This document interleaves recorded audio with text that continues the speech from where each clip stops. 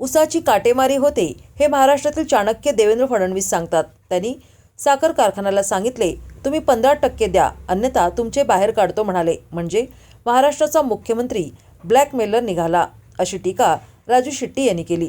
ते सांगलीमध्ये पाणी संघर्ष समिती कडेगाव यांच्या वतीनं भव्य नागरिक सत्कार आणि शेतकरी मेळावा आयोजित करण्यात आला होता. यावेळी ते बोलत होते.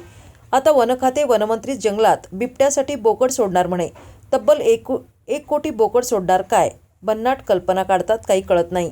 असू द्या, किमान शेतकऱ्यांचा फायदा होईल, पण त्यात पण पैसे ते खाणारच असल्याचे त्यांनी सांगितले. तसेच या देवेंद्र फडणवीसच्या टोळक्याला शक्तीपीठमध्ये 50,000 कोटी खायचे आहेत, म्हणून त्यांनी हा शक्तीपीठचा घोळ घातला आहे. जो रस्ता 30,000 कोटीत होणार होता तो रस्ता 80,000 कोटी करत आहेत. अशी सोनेरी टोळीतील दरोडेखोर आहेत. यांच्यापासून शेतकऱ्यांनी वाचले पाहिजे, असेही शेट्टी म्हणाले. 40 टन पिकवत असाल तर तुमचं 44 टन होतं, लक्षात ठेवायचं.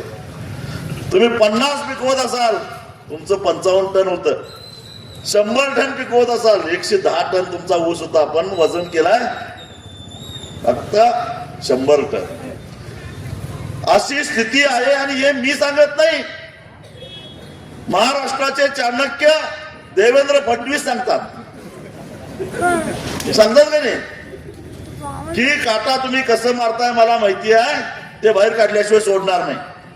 बघा, यांना 15 रुपये देत नाही म्हटले कारखानदार, म्हटले तुमची काटामारी बाहेर काढतो. म्हणजे महाराष्ट्राचा मुख्यमंत्री सुद्धा ब्लॅकमेलर निघाला.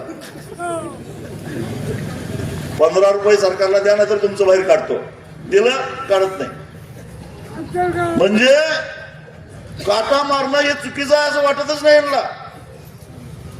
हे सर्वमान्य झालेलं आहे की काटा मारतात. त्या काट्याचे पैसे किती झालं? जर तुमचा कारखाना दररोज 5,000 टन ऊस गाळत असेल तर 10% दररोज 500 टन काटामारीचा ऊस असतो. 500 टनाचं 3500 झालं किती झालं? हा हिशेब हिशेब करत नाही.